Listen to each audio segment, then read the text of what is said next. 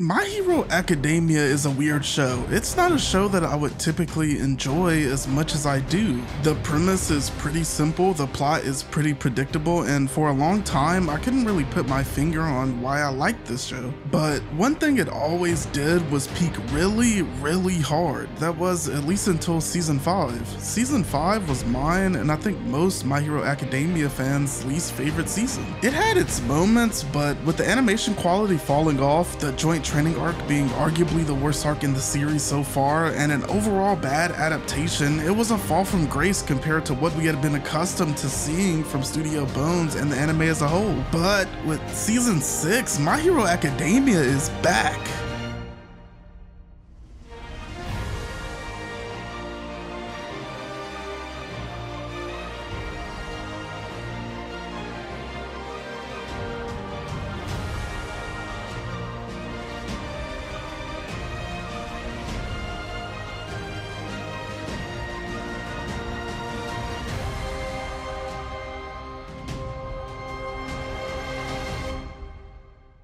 First, let's start with the obvious. The animation isn't as good as it once was. I'm not gonna sit here and say it's bad or pull random still frames from something that's supposed to be in motion like so many people will on Twitter. Like, we're not getting 7 Deadly Sins level of bullshit with how much the animation quality fell off. It looks okay. It's even good sometimes. There's just not that level of Midoriya versus Chisaki animation that we know Studio Bones is capable of. I'm not sure why that is, whether it's because they are given love to other projects or it has to do with money or the schedule that My Hero is produced on, but it doesn't look as good as it used to. There's also a good point that's been made a few times about the atmosphere sometimes not fitting the scene, but even with the production issues, season 6 is still a return to what My Hero Academia was at its best in seasons 2 and 3. It starts with action, finally cashing in on the long and tedious build up to the war arc. The heroes, using the intel gathered by Hawks' espionage mission last season, are launching a simultaneous surprise attack on the Metal Liberation Army's base and a hospital that's secretly being used for Dr. Garaki's research. During these fights, we see the culmination of all the time spent building up to this arc. The added weight to the villain's character last season adds depth to this battle and the clash of ideologies here. At one point, Hawks has to make a tough choice when Twice refuses to back down or surrender during their battle. Because of all the time that we've spent with the villains and Twice over the years, it makes him a sympathetic villain despite all of the crime he's willingly attributed to. And as we unravel more of Hawks' own backstory as this season progresses,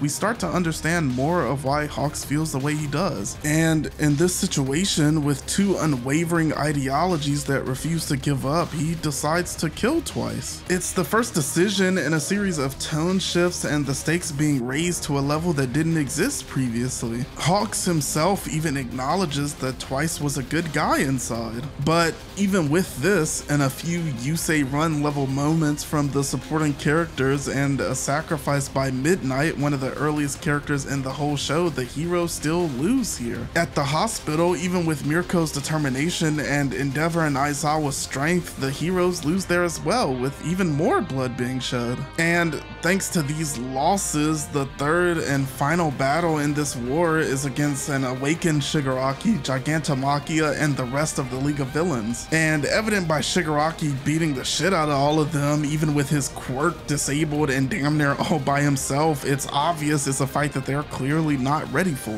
The thing that stands out the most to me though about this battle, and probably all of you, is Dabi's dance. Not only is this the type of peak episode that we were used to seeing back in the earlier seasons, and a perfect execution of the most predictable plot twist in anime history, it also serves an even bigger purpose. Horikoshi loves to add in scenes of the crowd's reaction to events, watching it on TV or being there in person. The moment that really broke me during the Endeavor versus Nomu arc was this.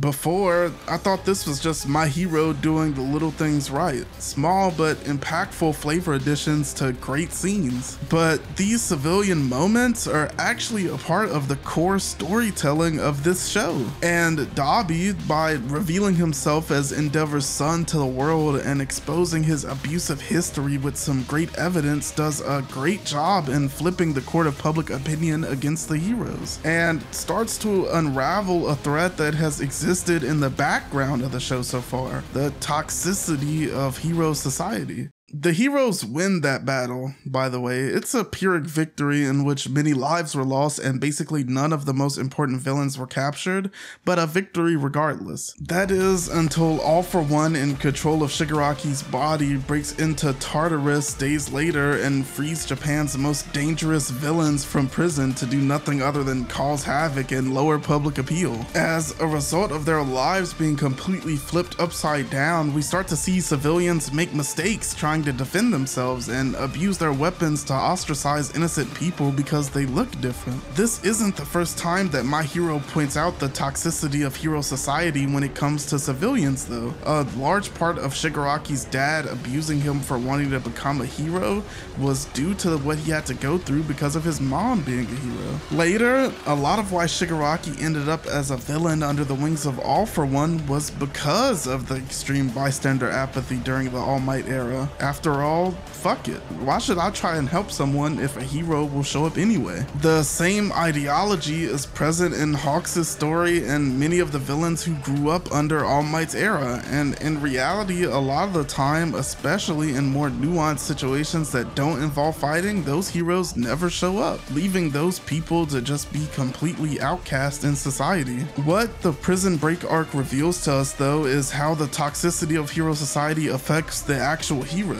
It's not just the quote-unquote fake heroes doing it for the fame and money as staying champions early on in the series. With Midoriya leaving Class 1A, becoming quote-unquote Dark Deku, which I still think is a corny ass name by the way, we get to see how shouldering the responsibility of everything and his hero mindset is extremely self-destructive. We can quite literally see this in the early seasons of My Hero when Midoriya is willingly breaking limbs to overcome obstacles, but now the pain is less physical and more mental. It's a toxic trait that he shares with All Might, probably due to his idolization of the way All Might did things, and it's something that Toshinori Yagi, the person, can't help Midoriya with, as he never even recognized that trait within himself. The iconic panel of Midoriya turning his back on All Might that we finally got to see animated directly echoes what All Might did to Night Eye years prior. It's not just Midoriya who is affected by this though. In his battle with Lady Nagant, it's revealed what people like her and Hawks have to go through to keep up this view of peace. All of the silent killings and corrupting of morals has a big effect on her psyche and reveals how morally gray their world really is. As public support for heroes is dropping during these chaotic times, the heroes themselves are also retiring, and with everything they go through being brought to light and their main support system being completely shattered, you can't really blame them. Even after Class 1A is able to do what All Might couldn't and convince Midoriya to rest, the civilians are completely opposed to the idea of him resting where they are sheltered, which is understandable at least. I mean, their literal lives would be the collateral damage if something were to happen because Midoriya was there. It isn't until Uraraka is able to open their eyes to the fact that the dehumanization of heroes into idols instead of people who aren't any more special to them that they're willing to let him in. Elsewhere, All Might gets a similar pep talk from Stain of all people. Even though his era and the ideal picture of heroism he painted definitely contributed to some of the flaws their society currently has, he still inspired a generation of heroes and civilians. Even though he no longer has his power, he still has a role to play in helping keep that fire alive. After all, it's not a quirk or elite combat skills that make someone a hero, but the act of offering a helping hand when you can can walk away and be better off for it. When All Might was in his darkest moments, his fragile body just being exposed and Shigaraki being related to his mentor being revealed, it was this woman, half buried in rubble and on the verge of death, who was able to remind him what he's fighting for.